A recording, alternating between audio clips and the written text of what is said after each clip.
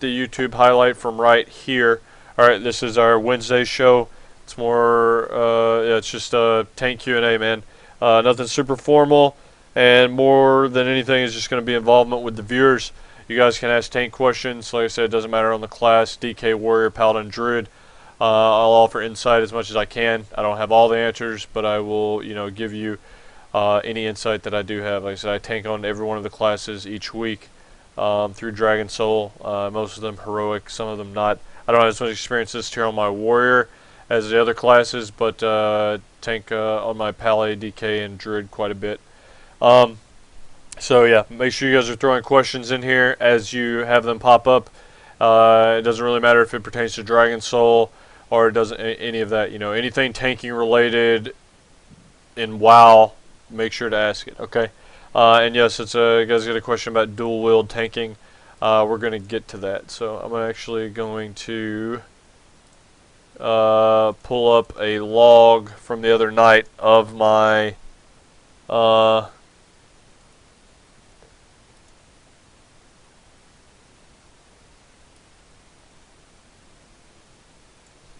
logs from doing the raid. We did a full tier 11 content clear the other night, heroic. And I just I was on my DK. We were doing a sales run, and I ended up just dual wielding for the pretty much I think every single boss. I think the only boss that I did not was on. Here we go. Here is the log. The only boss I did not dual wield on was Alikir. So we're gonna go over those findings, and I know a lot of people are asking, is dual wield viable? Is dual wield viable? I have one heroic soul drinker, not two, but it was enough to get a pretty good understanding. The other one's normal, so I mean it's not going to increase the output by like double or something like that. And we'll get to those results and things of that nature. If you have a armory that you want me to audit, okay, I'm not going to pull them out of chat. You guys have to put it on Twitter, all right? And that is not that big of a request. You guys know the deal. It takes 30 seconds to a minute to sign up for Twitter, and follow me and put it on my Twitter. And the reason I say that is because the more followers I've got, the more that's helping me out. So, I mean, you guys can look at it like, oh, I'm not, I don't want to sign up for Twitter. It takes too long. Well, if you don't have the time to sign up for Twitter, I don't have the time to look at your armory or whatnot. But, yeah, that guy's a new viewer. That's fine. Just make sure to click on my Twitter link, put it on my Twitter, and then we'll get to yours in this show. I'll probably do a couple of those and things like that. We're going to go ahead. I guess we'll start. Let's start with this dual wielding parts, right? The Soul Drinker, I don't think I'm logged out in them now. Let me double check. It is, no, I'm not. Let me just bring it up on Wowhead here. The Soul Drinker that we're talking about here, for people that aren't savvy with the item, it's a one-handed sword off Deathwing, Madness of Deathwing.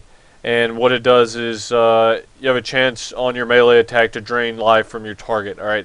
Whenever you do that, the percentage that you drain varies depending on the eye level of the weapon you have. So if you have the Raid Finder, it's only 1.3%.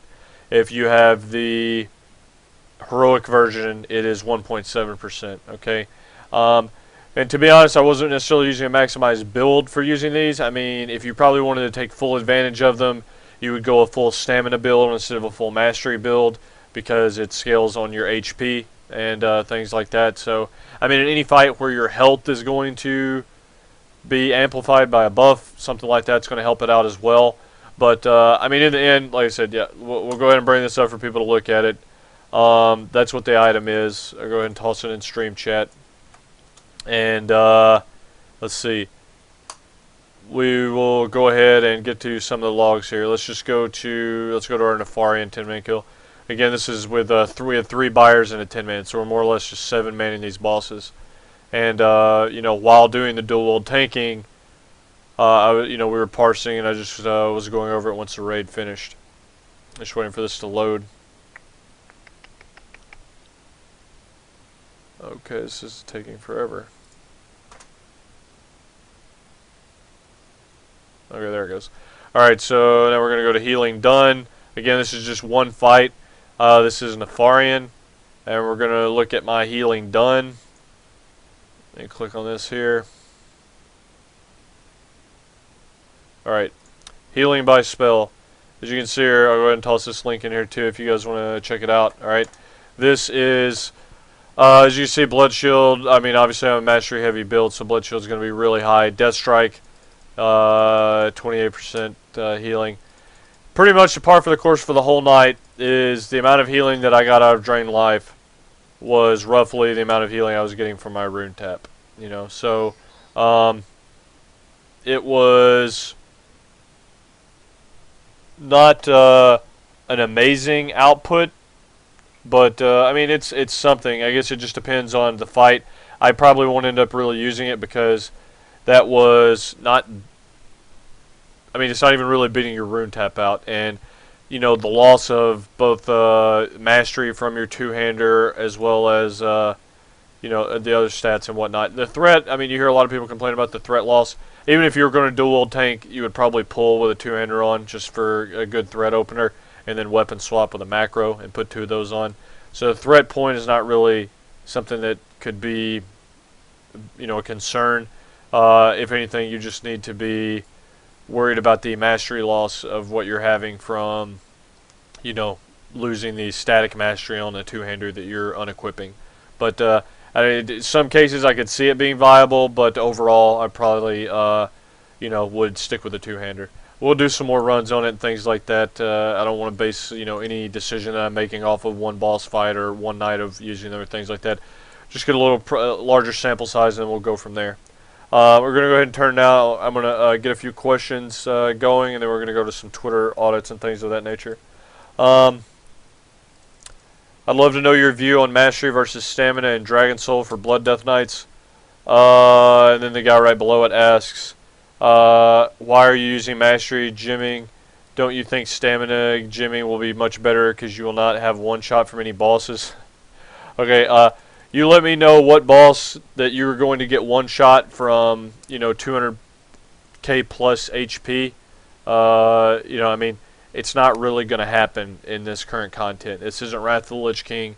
I mean, there are certain bosses where you're at risk of getting killed in a very quick succession of hits. Take Warmaster Blackhorn, for example, you know, with Sunder armor stacks on you and things of that nature. But, you know, that's not anything that really stamina is going to help either. You know, you're going to need cooldowns active. And the reasoning behind me gymming Mastery, which is what someone always asks every single week, but I'll keep saying it, you know, I've got a guide on the Blood Legion forums for you guys to check out if you ever want to look at it, and it goes in depth. But more or less, it's just I choose to gym Mastery instead of Stamina because, you know, it just gives you more control and more consistency. You're not just a meat shield that's just getting your ass beat and soaking it. You know what I mean? You're able to counteract some of that and make the damage.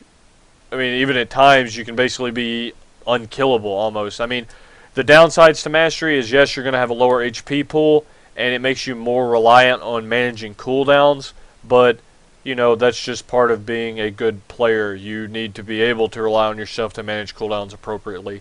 You know, and I mean, Mastery doesn't do anything for you against magic where Stam does, but a DK through, you know, your self-healing and talents like AMS, it's pretty much a non-issue, to be honest. Like, I mean, you're not ever going to just get bursted down by magic, because any magic damage that's coming, you're going to be able to combat it with AMS on being on a very short cooldown.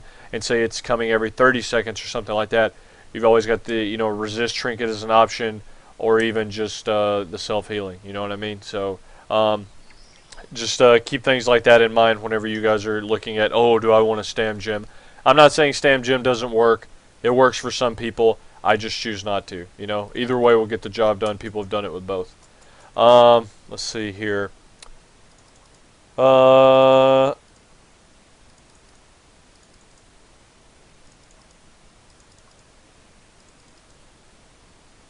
As a prot warrior, should the AoE pool, what should the AoE pool priority consist of?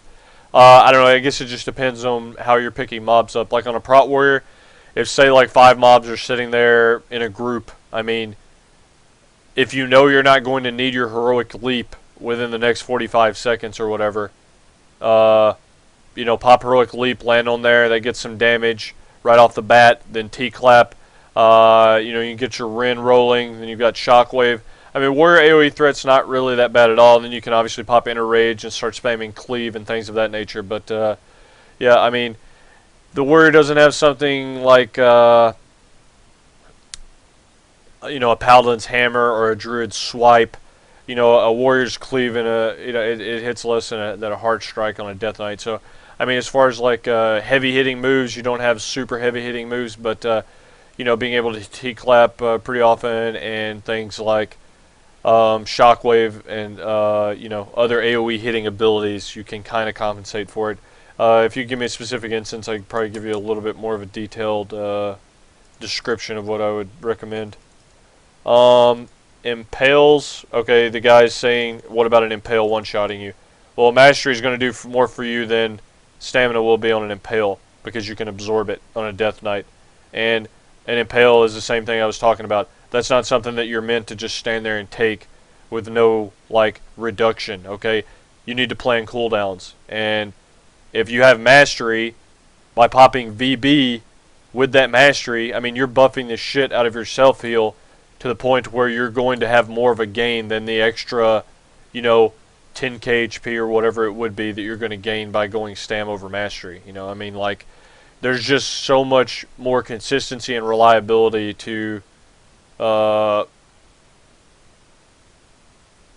counteracting spike damage if you're Mastery gemmed. Because if you're Stam gemmed, you're kind of at the mercy of, you know, just taking successive hits and things like that. Whereas Mastery, it kind of, you know, if you end up taking spike damage, that just means your shields are going to be larger, and you'll let things smooth out. So, but yeah, again, either one works. Let's see here. When the crit talent isn't working because of the bug, yeah, I mean that's yeah, the bug. A quick way to fix that being crit bug: every time you zone in, just go Unholy Presence and then back blood. That's a quick way to fix that. I know it's annoying, but you know, it's just it ends up getting, you do it enough and it gets down to a pre-pull routine where you're just sitting there, you get your food buff, you go Unholy, then back blood, presence, and you're good to go. And again, the guy's asking about Impales. You know, Impale is not going to, I mean, having Stam is going to be good, but the absorbs are going to be better because you're preventing the damage from even happening. Alright? And either way it goes, you're going to need a massive cooldown active. When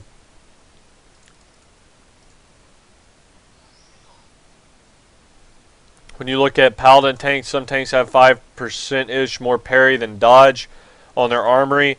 Is that because they use the dodge trinket? More, I mean, you'd have to link me a specific armory to compare exact what you're going off of, but I'm pretty sure it's just because of the gear. Like, you take my armory, I mean, obviously I'm not wearing my two-hander right now, but, you know, it's not going to be that much. I mean, it may give me like 0.5% dodge. You just, with the current gear levels and plate tank scaling parry from having through strength, you're just going to have more parry than dodge. And I'm even reforging out of parry to get dodge at any given opportunity, and I still end up with access parry. That's just how it goes. And not only that, but parry is going to scale with raid buffs, with Kings, and with Mark of the Wild / Horn of Winter, you know. Whereas you're not really gaining any dodge anymore since the Agi nerf back early Kata. Let's see. As a prot warrior tank working on Heroic Spine, what are your thoughts about wearing two-piece Heroic Tier 12 and grabbing 2 points in Booming Voice for blood control and tendon damage? Correct me if I'm wrong, two-piece Tier 12 is your shield slam percent gain, right? I'm guessing. Just you'll have to, yeah, I'm pretty sure. So I guess I'm confused on like how that's really going to help you on bloods or spine rather. You'll have to let me know. Maybe do you mean your DPS on the tendon? You'll have to clarify on that a bit. I can consider Indomitable Pride as a CD. No, you cannot. The way this trinket works is you have to take the hit. Okay, I'll just read it off to you guys. Attacks which reduce your health below 50% grant you an absorb shield equal to 56% of the damage done. Okay, cannot occur more than once a minute.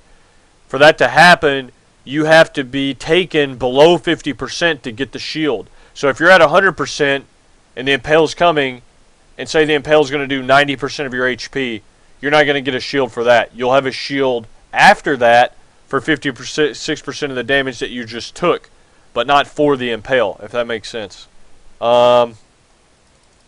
It's only after. It's only applied after. Let's see. If you're a blood DK, you can take the second impale and stack blood shield as high as you can. An impale is largely absorbed. Yeah, it doesn't really matter if you're taking the first or the second impale. You just pop a cooldown, and yeah, you'll be fine. Let's see. But what he's saying, I mean, yeah, if you are having problems with it, you can just let the other tank keep the impale after the first impale, and you just build your blood shield to max capacity, which is capped at your HP, and then you taunt right before the next impale goes off, and then you have, you know, completely maxed out blood shield, but it's not even really necessary. Let's see. Save execution is a trinket that will help on impale.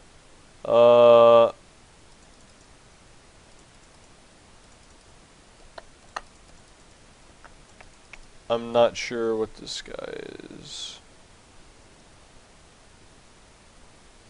Okay, hang on. Yeah, 5 or 6%. Yeah, I mean, you're going to be, I don't know, leave me an armory, man. If they're, it just comes out of, if they're all reforging out of dodge, or I'm sorry, out of parry to get their dodge and they're still higher, I mean, you're going to be about 3% difference. 5 or 6%, that seems a little bit excessive.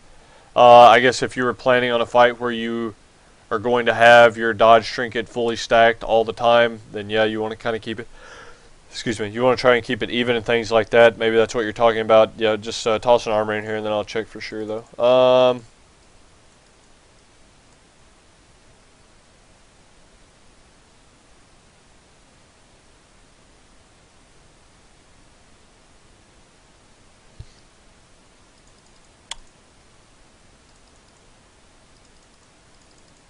Can I tank an impale on 10-man heroic with just blood shield and bone shield?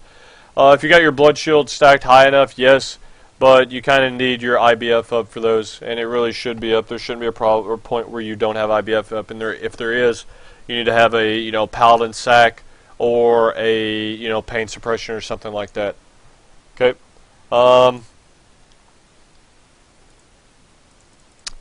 Yeah, I mean, you guys understand the blood shield is capped at your maximum HP. So that's something to keep in mind. It's not going to go above your max capacity. Okay, here's an army. This guy's linking.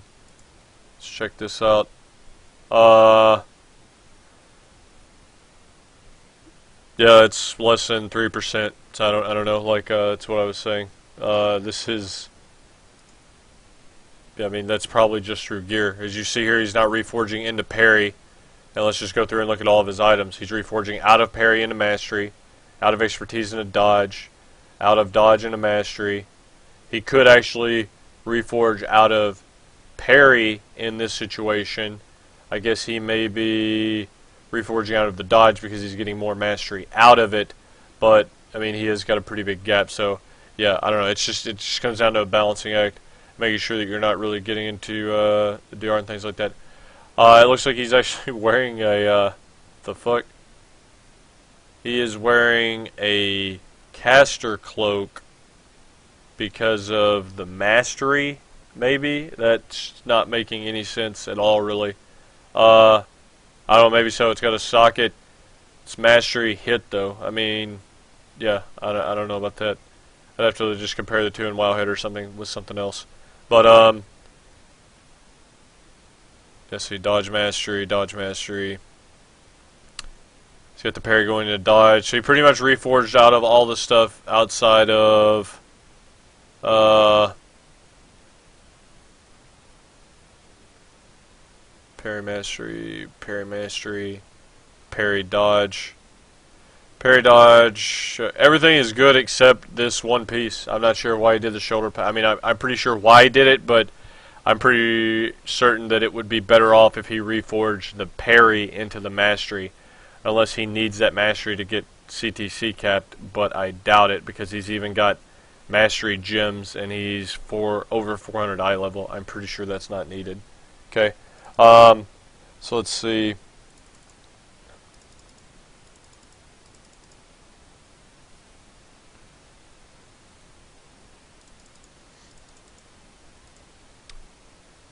Just worried about the importance of keeping them equal. Yeah, like I said, this guy. Yeah, you're right. This guy doesn't have it completely balanced. You want it to be, pretty even, because you're going to get more DR. I mean, it probably doesn't. I mean, you could probably get some super, insane math to be completely min-maxed, and get it down to like the point, the 10th or the 100th of percent or something like that. But for the most part, just keep them pretty close, within 1 or 2% of each other, and you're going to be fine. I'm sure there's some threads on main Tankadon or EJ or something like that that's going on.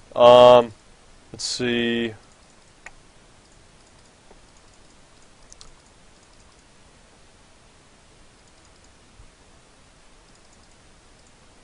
I don't see how it would be the strength would give you a higher parry chance.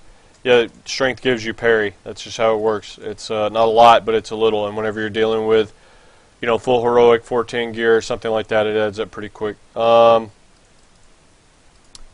see. If you guys want me to look at an armory, put it on my Twitter. That's the deal. If you want me to audit it. I just looked at that because it was a question involving it. Let's see.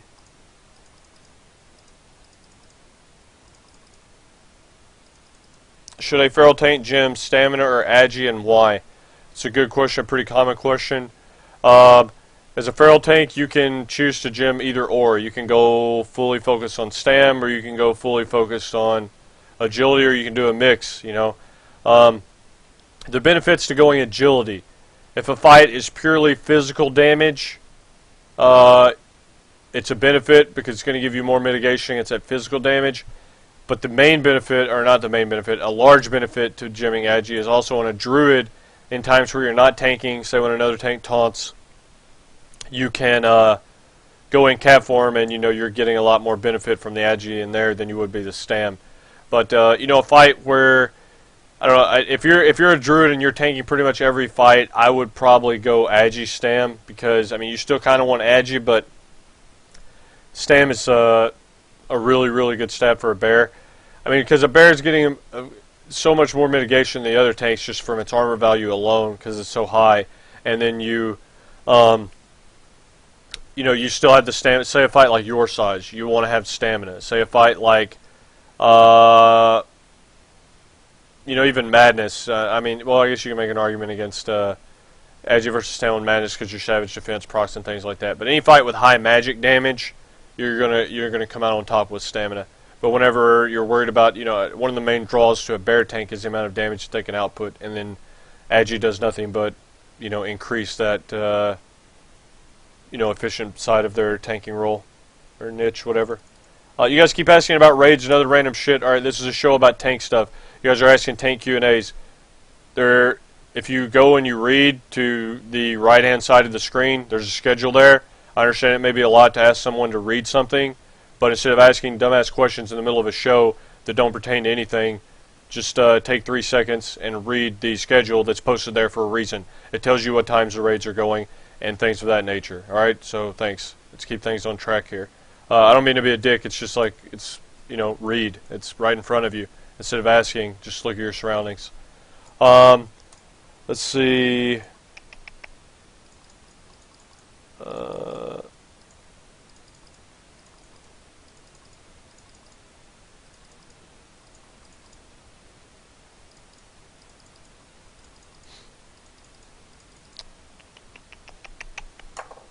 Okay, I'm going to go ahead and go on Twitter. We're going to pull some armories real quick. For those of you guys that are trolling, you're just going to get banned. I don't really care. Let's go ahead and pull some of these up. Let's see. Let's go here. We got one here. And we got one here. Alright, we're just going to get all these open from today. And we'll power through some of these. Okay, so we got 1, 2, 3, 4, 5, 6. Oh, well, 5. That one didn't work. Okay. So we got 5 armories. We're going to go ahead and power through these real quick. I'll just add these down to the thing. And if you guys want me to toss yours on there, and I'll put it on the spreadsheet. Like I said, I'll get to them as I get to them. I've had a lot going on, so it gets a little rough at times. But yeah, we will make it work. Let's see. So we got that guy. Let's get this guy.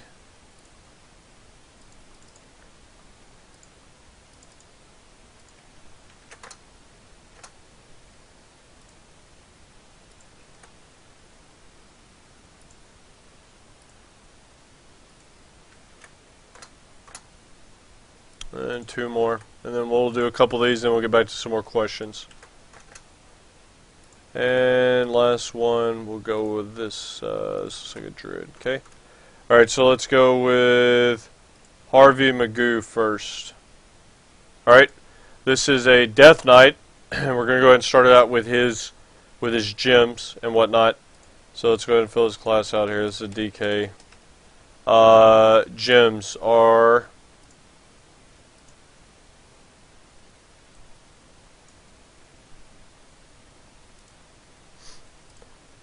So he's got Mastery, Mastery Stam, JC Mastery, 3 Epic. Okay, so he's focusing on Mastery as far as gemming goes, so that's good. Let's check out his enchants. Missing a Tinker, Cloak Tinker. Starting fights, you definitely want to make sure you have that.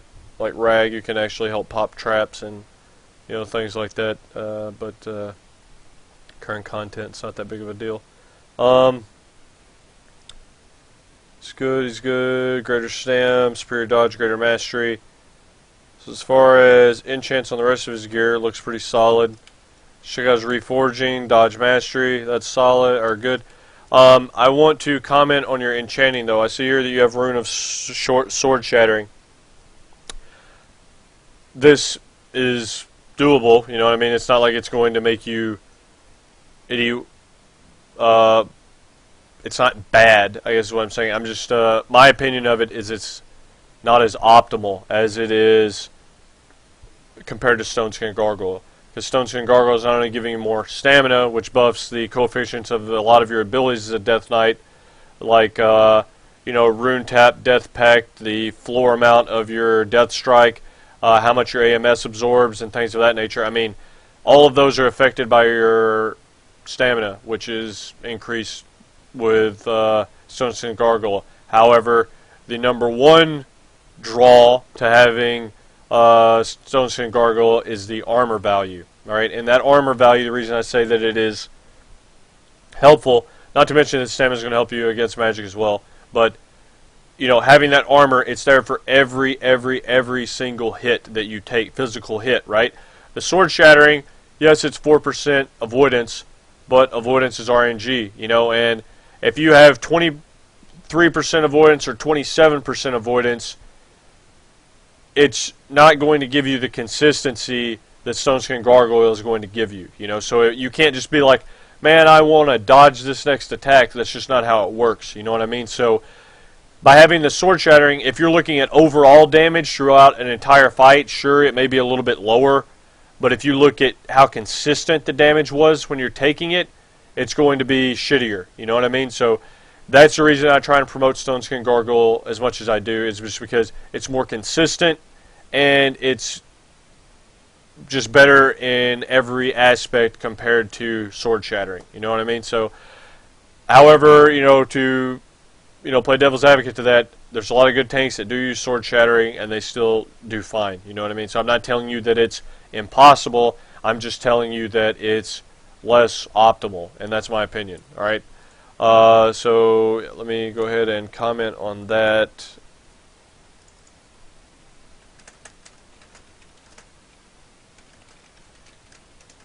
For more consistent damage intake. Alright, now let's check out his professions. JC Engineering. Yeah, same thing I told this guy. Wait, what? Injury JC. I would recommend dropping JC for leatherworking or blacksmithing. And the reason for that is just you're losing especially when you're in full epic gems, you're losing stats by being a jewel crafter because you're going to gain more out of being a blacksmith than you would a JC. That's just from a complete min-max perspective. If you're not super hardcore, like all that, it doesn't really matter. It's a very marginal stat loss. Let's go ahead and get to his armory here. It doesn't have a Lichborn and has AMS glyphed and no Deathclaw glyph, obviously, since it doesn't have Lichborn. I would definitely recommend picking up Lichborn. You can do so. You only need 3 points. You can take 1 point out of Epidemic if you need, and 2 points out of either Crimson Scourge and or A-Bomb's Might, or you can even take 1 point out of Sin of Blood. But either way it goes, you definitely need to pick up Lichborn. Okay, so pick up Lichborn, drop points from Crimson Scourge or A-Bomb's Might. Only use glyphs. Only use AMS glyph on Madness. Okay, and the reason I say only use AMS glyph on Madness is because it's already a 5-second buff that's active, right? So there's no point in you needing that to be an additional 2 seconds because it's capped at a certain amount of your HP, and most of the time you're taking burst magic, whether it's a breath from a dragon, AE that's going out in the room, or just some type of raid mechanic that just spike damage or hits you. It's going to consume your AMS almost. I mean, what I'm getting at is it's just like a one-time deal. So unless there's a fight where it's just prolonged over a long period of time, then there's no real need for the AMS glyph. The only glyph I would say doing that for would be Madness because of the dots from the regenerative bloods and something like that. That's something it would be used for. All right, but pick up Dancing Rune Weapon. I'm going to put that in there. Use DRW. Okay, and the reason I say use DRW is just because, you hear people say, LOL, threat's a joke. Well, yeah, threat is a joke after the first few seconds of a pull. You still need to be able to have good snap threat, especially if you're playing with good DPS. I mean, there's times like last night, if you guys were watching the raid, you guys, saw the Shadow Priest pull threat on the pull because, he had he spiked at 70 some odd K DPS on the pull. He had like a staff proc and things like that. So, I mean, anything that you can do to assist your threat on the pull is better because that's more beneficial when picking up a new Bob than having an AMS glyph. AMS glyph is it's more of a PvP glyph. You do not need it in PvE except on select fights. Okay. So yeah, that's going through that guy's stuff and just giving him that quick eval. Just give me 1 sec. Let's catch up on any questions you guys have here, and we'll chip away at a couple more of these armories. At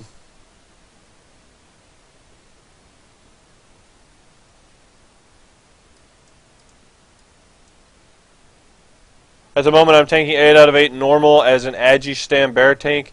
It's smooth, but at the moment, our DPS is pretty high, so I was thinking I should go Stam Mastery instead for the survival, as DPS is not an issue. I don't think you're going to see a huge gain, just because, like I said, the amount that a Druid mitigates just through its, ridiculous armor levels is just pretty substantial in its own. You will gain a little bit from Mastery. So say like in your blue slots, if you wanted to gem Poussant, the Mastery Stam gems, and then, the red slots, you could even do Agi Stam. And then in the yellow slots, obviously Mastery Stamps. I don't know if you wanted to go something like that. I'm not really seeing a lot of bears go full out Mastery. So I don't know. I'd have to look at a parse with one doing that. But I know for the most part, I know Paragon's Druid tank, he always focuses really heavy on Stam. It's just because a Druid doesn't need that extra mitigation just because they have so much armor and more health. I mean, it's just, you've kind of got that pool of meat shield to go on. So I mean, it's up to you. you know, but I would recommend just sticking with a more stam-focused build, unless you find yourself DPSing a lot, and then go with the Agi and Mastery Stam for sure. If you don't have access to a Soul Drinker, what's the next best tank weapon for a Paladin Prot Warrior? Yeah, the one-hander off Morchok.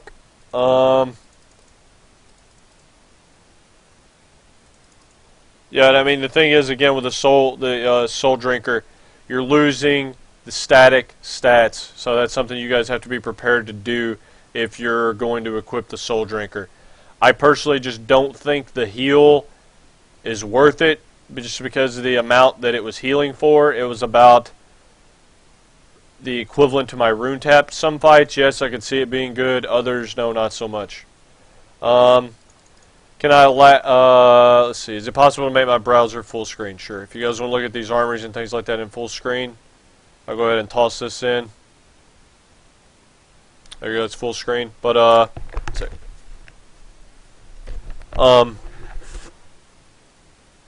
Yeah, let me keep on moving here. We've got a few questions I got to keep up with. Can I elaborate on why DK and Druids became stronger than Warriors and Paladins in Dragon Soul?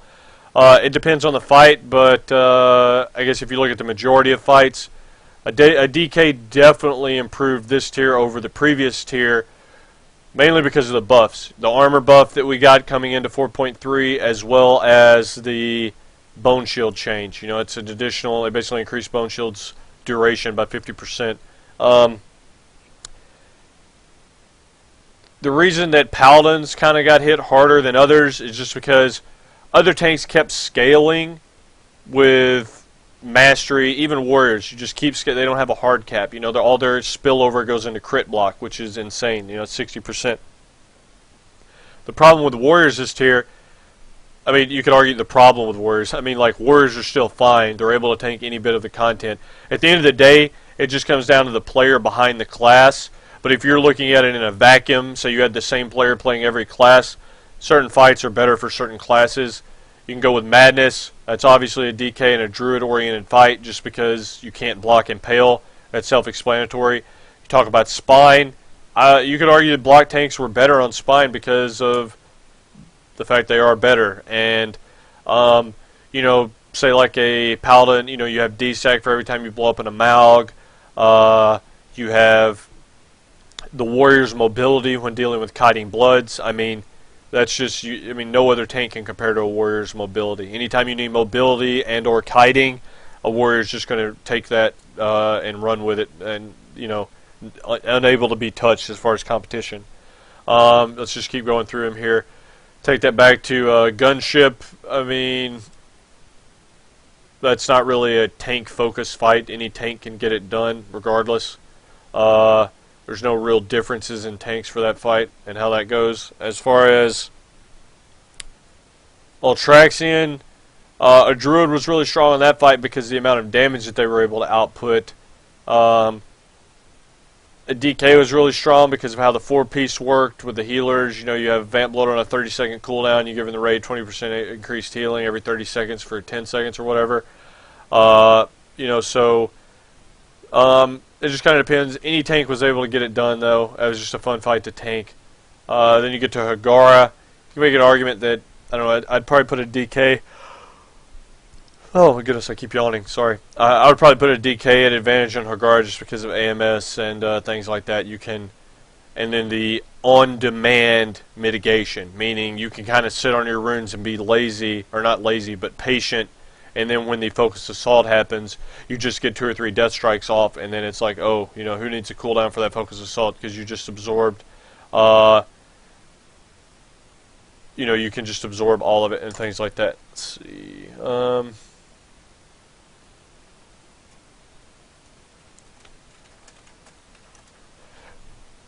Let's go to Zanaz.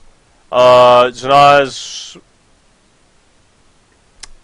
make an argument for a couple different tanks. I mean, Warrior's probably really good for that just because you can, you know, if the boss needs to get moved to hit an orb, you can heroic leap away. You can shield block the psychic drains. You got shield wall up for every time that, you know, the transition happens almost. I mean, I don't know. Like, you can pretty much get Zanaz done with any tank. However, your Saj, DK fight, hands down, no question about it. just when dealing with self-healing during purple, mitigating, through AMS and things like that, the magic damage. I mean, that was a fight where a DK really stood out. I mean, yeah, Madness and Your Size were the fights where there was just a huge disparity among tanks. I mean, a warrior on Your Size is just, it's brutal, man. I mean, it is absolutely brutal. The amount of damage they have to take without really, I mean, shield block's your only deal. You know, you can only shield wall every other, so, I mean, a warrior needs a lot of help on that fight. And then more chalk, yeah, it doesn't really matter on that. I mean, a DK is really strong there, so is a druid, so is a warrior, so is a paladin. I mean, so some of the fights was pretty even. Some of the fights was a large disparity. I'd say the largest fights, or the fights with the largest disparity, would be Madness, Spine, and Your Sage. And Spine, I would have to give a nod to a warrior, and then Madness would be a DK and a druid both, and then Your Sage would be DK hands down. All right. Let's go ahead and catch up with some of these questions. That's a good question, though, whoever asked that about the scaling of the tank classes.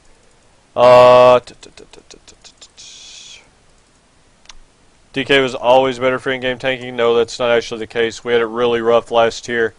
Really, really rough. I mean, it was pretty brutal, man, just because of the lower armor and, 4 charges on Bone Shield. Things like Rag, you could get really jacked hardcore. You could take if Demo fell off and you didn't have AF or N spawn you and things like that. I mean, it just it got pretty rough. So let's see.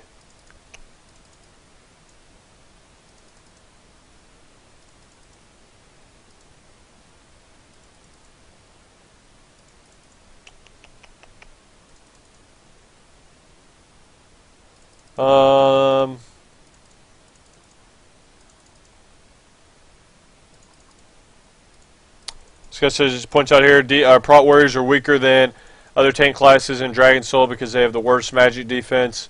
And I didn't even mention the vigilance aspect of Spine. I mean, just being able to chain taunt bloods, that's another huge thing. So that Cherosker guy, guy's pretty much spot on.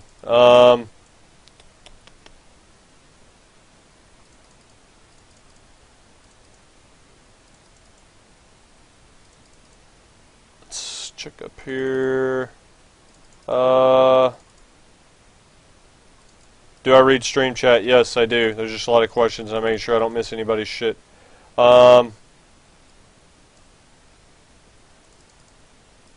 from someone who has never played a Death Knight, how do you get used to the rune cooldown and rotation compared to the other classes where you spam your abilities? It's not really, you just need to put it into your mind that it's not really any different because you're still, it's basically the ability has a cooldown, and that cooldown, instead of just being dictated by a number, it's just dictated by a rune, which in turn has a number with its cooldown. So, I mean, you just got to get used to how the rune system works, man. I actually like it. That's one of the main things I like about a Death Knight is just how the runes work. It's kind of like, I don't know if you've ever heard people that play a DK say they're playing rune Tetris. That's kind of what it feels like. It's not always there's not a static rotation that you have to deal with. Just the way runic empowerment works and things like that. That's one of the draws that I like about playing a DK is it's kind of like it's a constant decision-making process. It's not like a foregone conclusion what you're about to hit next. You know what I mean? Like, depending on the runes that you have available depends on what you're going to be doing. You know what I mean? And depending on the procs of runic empowerment that you get also factor into that. So, yeah, just get used to it, get some repetition in, and before long, you can be playing some rune Tetris yourself.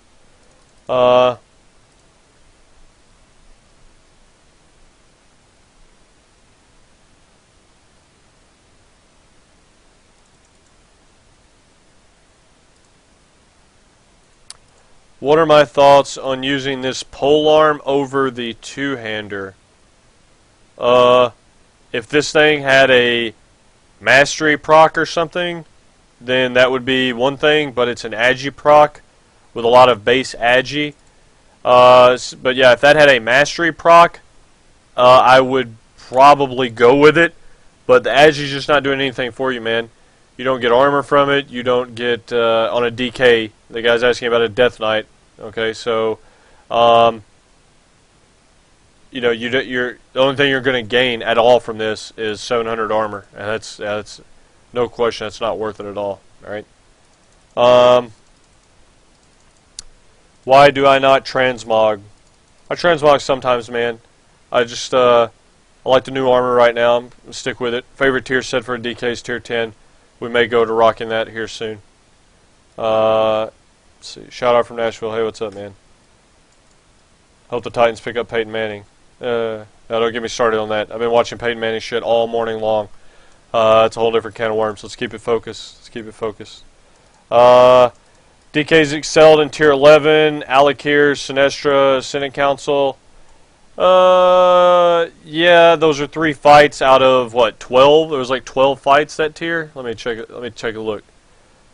Tier 11, was it 12 or 13? My bad. 13 fights. Okay, so there were 3 fights that DK excelled on in tier 11. Man, you got me. You know what I mean? I mean, like, sure, DK excelled on 3 fights, but a warrior was king shit on tier 11, hands down across the board.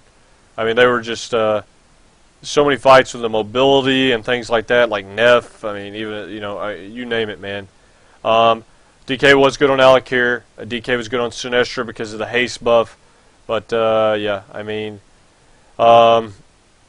Paladins probably I would put at the top of the line on Firelands, and then yeah, DKs would be Druid's just kind of been in the middle of the pack. Yeah. Let's see.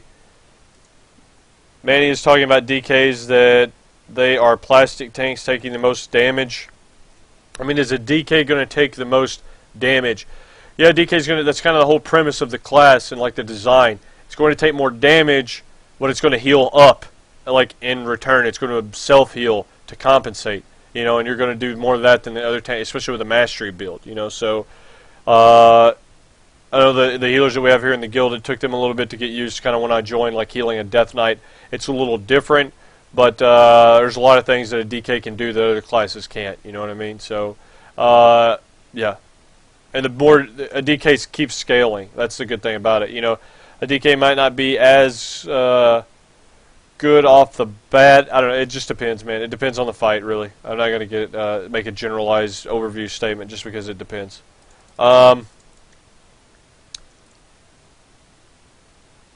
How do you have the RP to pull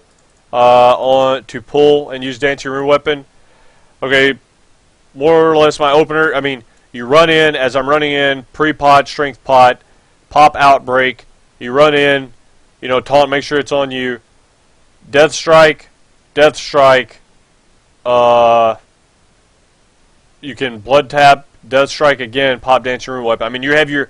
I don't mean using it on the pull literally while you're running in, but you're going to be using it within like the first, 4 or 5 GCDs, and that is what I mean by on the pull. And that's that's when you got to make sure the threat's stable. And then once the first 30 seconds of the fight are out of the way, it's threats an afterthought. What is my opinion on the role of tank specs in a PvP environment? Are they a good place or bad place? I don't PvP enough, man, to be honest. I'm not qualified to answer that. I don't PvP enough at all, so sorry. Would Windwalker 130 Agi be more optimal for a bear tank? I would probably go with 130 Agi because it's there constantly all the time. And the Agi is giving you dodge, it's giving you crit, which gives you... It's also giving you AP, it's giving you more absorb. I mean, there's just so many benefits to agility. It synergizes with the druid, whereas the dodge just increases your dodge. Let's see.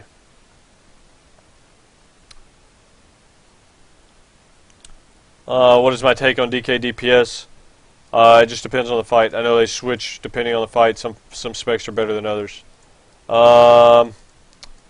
Let's see. How do you feel about speccing into A-Bomb's might? Should really only do it if you need the raid buff.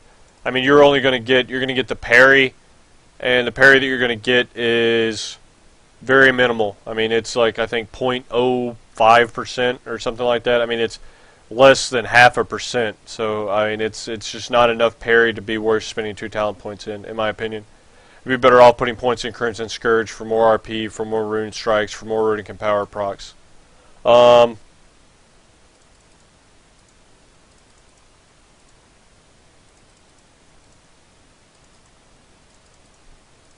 You guys keep asking, is it viable to be stam-oriented? I keep saying it. It is viable. I just choose not to do it because I enjoy the buffer and consistency that Mastery gives me while tanking on a Death Knight. Alright? That's what I'm going with. When is Bill Gaming going live?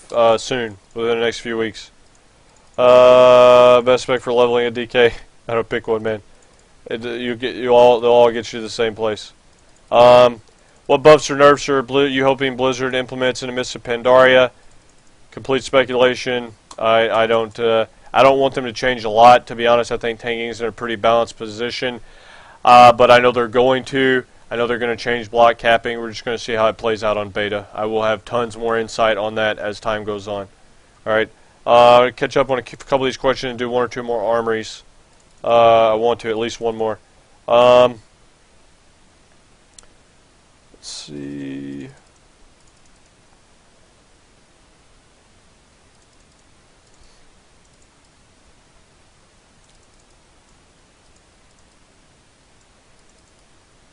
Which tank would I recommend starting off? Someone that's been healing most of their WoW career. It's just on you, man. Like, it's just going to find something that you like the play style, like how it works. You know, a DK and a warrior, you've got a lot of different shit going on, a lot of short cooldowns. Paladin and a druid, you've got a little bit longer cooldowns going on, but it just depends. All of them get the job done. You just have to figure out which one you like the best. What are my thoughts on tanks using DPS gear for hard mode Traxian? I have yet to do it. I want to do it at some point. We'll just see what happens. I've heard about DKs doing some pretty insane damage, but yeah, we'll see. I'm going to go ahead and knock out one more quick armory here off of this. And I'm going to check and see how many people have added stuff to Twitter, and I'll get them on this spreadsheet and try and keep chipping away at it, guys. I'm telling you, the stream's almost a full-time job, keeping up with this and then all that. So if you guys haven't followed me on Twitter, do me a favor and follow me on Twitter.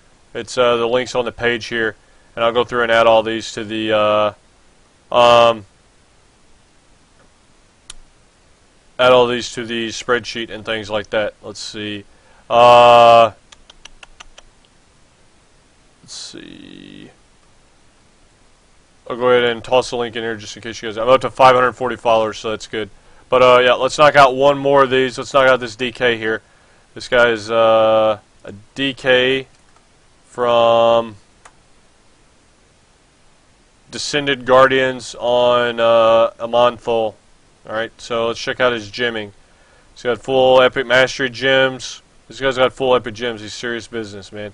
Stone Skin Gargoyle. Let's check out his enchants. Alright, so gem wise, this guy is solid. I'm going to give him a solid there because he's full epic gems. Enchants, greater stem. Greater mastery, earth armor, or Drakehide armor, mastery. It's good to go on enchants. Use Lava Walker for heavy movement encounters. Okay. She has reforging, dodge mastery. That's good. Let's check out his profs.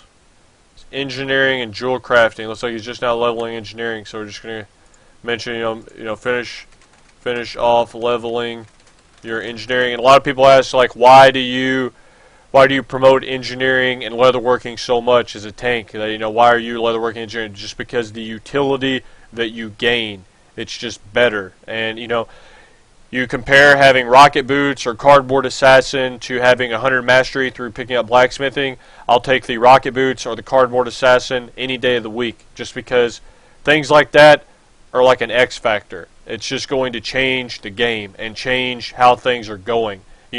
By having rocket boots and running away from a boss that's in rage while your raid finishes it off, instead of it running around one-shotting people, or going to pick up a mob that the other tank died, or you name it. The possibilities are endless for rocket boots to benefit your raid. That's why I so highly promote engineering as a tanking profession.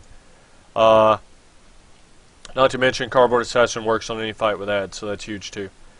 Alright, so what do we check out? Let's check out this guy's spec. Good, good, good, good. This guy's good across the board. Good across the board, man. Vamp Blood Glyph. This guy, I'm going to go ahead and give him a green box. It's exceptional. Exceptional. So this guy knows what he's got going on. Solid all around. So that's good to see, good to see, good to see.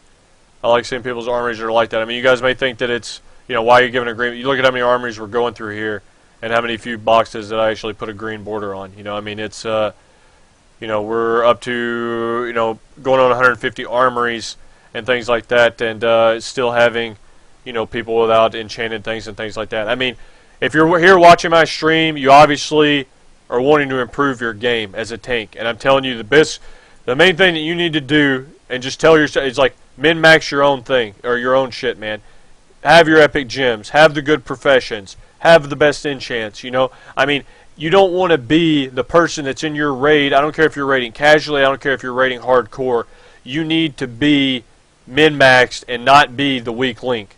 Because there's only 1 or 2 tanks in a raid. You can't have weak links being the tanks, because if your tank is a weak link, you've got a serious problem. Because, you know, I mean, there's just, you have so much direct impact on the raid. And I'm not trying to downplay a DPS or a healing role. I'm just saying that, like, if you die, more times than not, it's, you know, shit's about to hit the fan. That's why you can't really have the weak link being a tank. You know, you don't want to have anybody being the weak link, but the quickest way to, you know, wiping a raid is having a weak link tank who's dying a lot, and you know, you can't really carry that. All right, so let me catch up with a couple more questions, and then we'll do a wrap up here.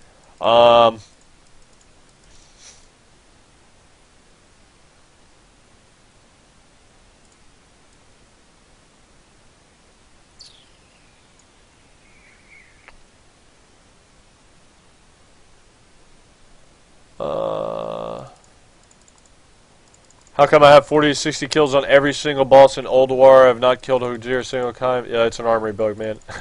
I didn't go through Ulduar and leave out Hodir. I've cleared all that a lot. Why do I use Heroic Girth over Specimen? You guys that have been on the stream, or people could probably tell you that I use weapon swap macros. So I pull with a DPS weapon on, get an Unholy Strength proc through Fallen Crusader, and then I just hit, you know, it's shift middle mouse button.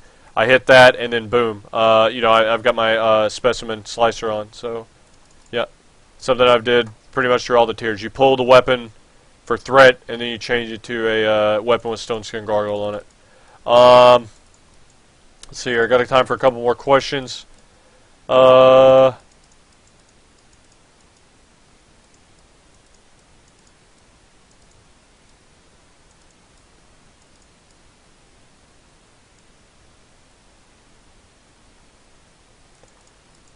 Alright, so looks like we're caught up on questions here. I wish I had more time, man. I'm trying to keep these tank Q&As down to about an hour, just because, I mean, we could keep going and going and going. I could do the audits for hours and hours, okay? But I'll give you guys a quick recap. You know, every Wednesday is the tank Q&A. I recommend that you guys get questions, have them written down. I mean, you can submit them as soon as we start this next week. And I mean, if you have questions that I didn't answer that you want me to answer, make sure you guys are following me on Twitter and put those questions on Twitter. And I go through and answer questions every day or so. And if I, for some reason, have overlooked yours, I promise you it wasn't on purpose. Just reposted it, and I'll give you an answer. Obviously, if it's a dumb question, I'm just going to ignore it.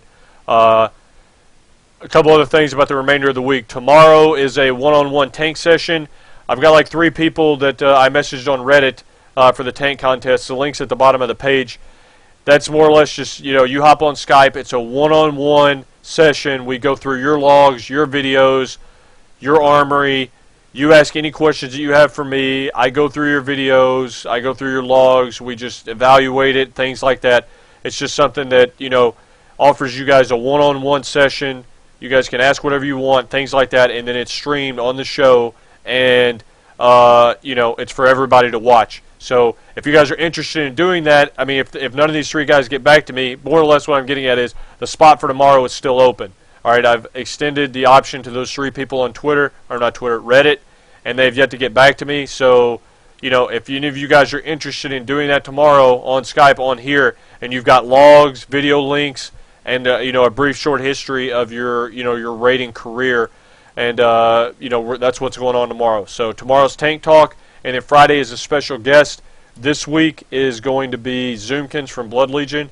He's one of the Moonkin that we have in the guild. He's been in the guild for a while. He's going to be on the show answering any Moonkin questions, and also answering any just questions you guys have for him as a player or a person. Okay, so and then Saturday's the off day, and then Sunday. I know a lot of people are interested in this, and it actually had an insane turnout this week. We peaked over 500 viewers during the hour that it was being broadcast. Every Sunday, and if you guys know anybody that this applies to, make sure to tell them. Okay, every Sunday we have a ultimate DPS challenge on Ultraxian. So if you know anybody who's got a big EP and they want to swing some EP around and try and come in here and top meters on Ultraxian, and they're horde, you let them get in touch with me on that day, and we fill the raid with 25, 23. No, I'm sorry, I'll get it right in a second. 2 tank or 1 healer, 1 tank. So 23 DPS. All right. So if you think that you've got what it takes to top the DPS meter, Sunday at 1700 we throw down. All right, and it is the best of the best. And each week we've had a different winner. There's no repeat winners yet. I don't know if you guys know Quicks and some of those guys from Promethean. Those guys have been in there doing work the past couple weeks. So, I mean, by all means, no class restrictions. Obviously, you got to have good enough gear for it to be viable. It's just Ultraxian. It's a quick burn fight. If you think you got what it takes, show up here on Sunday. It's an open invite, LFR, and things like that. Okay, so all in all, good show today. We've got an 8 out of 8 Dragon Soul Heroic raid tonight in less than an hour. Right now, I'm just going to chill for a bit. You guys do me a favor. If you're new to the stream, hit follow, and make sure you're following my channel. The more followers I got, the better, and the same thing goes with Twitter, Facebook, and YouTube. Make sure you guys are subscribing on YouTube. This will be uploaded on YouTube tomorrow, or maybe even tonight, depending on how much time I get after the raid. All the shows are updated. They each have their own playlists. If you guys have anything you want to show your guild or anything like that, make sure you're linking it to them on my YouTube. Okay. All in all, good questions. I appreciate the people coming out, asking some of that stuff, and make sure you guys stick around for the raid tonight. It's a full 8 out of 8 Dragon Soul clear. I'll be on my main Death Knight, and yeah, I look forward to seeing you guys during the raid. So if you guys know anybody that wants to watch, toss the link out, help me out. All right. All right. Show's good show. Good talk. Thanks.